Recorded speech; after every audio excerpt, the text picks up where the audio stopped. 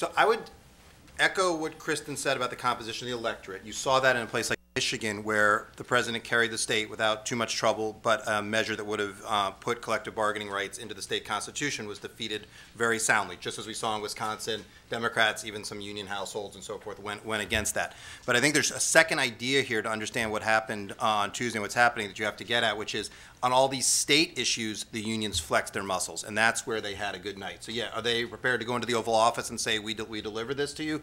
Labor is a smaller part of the coalition. But if you look around the country, you saw in Indiana, conservatives, this wasn't like explicit, but at the ballot box, conservatives and teachers union members voted the same way on Tony Bennett. In Idaho, you had a package of reforms championed by a Republican chief. I mean, again, did I mention this was in Idaho? And it was voted down very substantially, and all of them, including like an initiative on laptops, not just the controversial stuff on tenure. Same thing in South Dakota.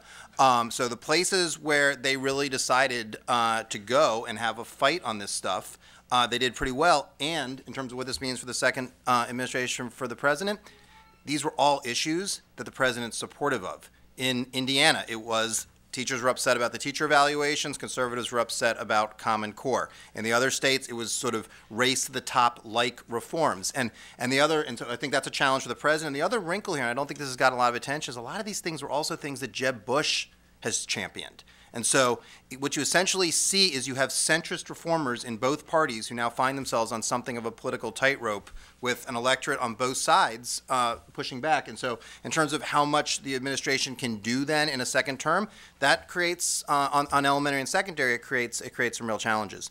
More generally, I think, look, sometimes the conventional wisdom's right. I mean, obviously, something's got to happen on the fiscal cliff. The Dow plummeted yesterday. I don't think anybody missed that. And something's going to happen on immigration, both because it's so incredibly long overdue. Maryland voters showed it's actually not that radioactive. That didn't pass by a little. The DREAM Act in Maryland passed by a lot. And to Kristen's earlier point, the people are going to respond, the changing demographics of the electorate. So those are actually sort of most immediately, those are the two issues I would pay attention to: the fiscal cliff and immigration.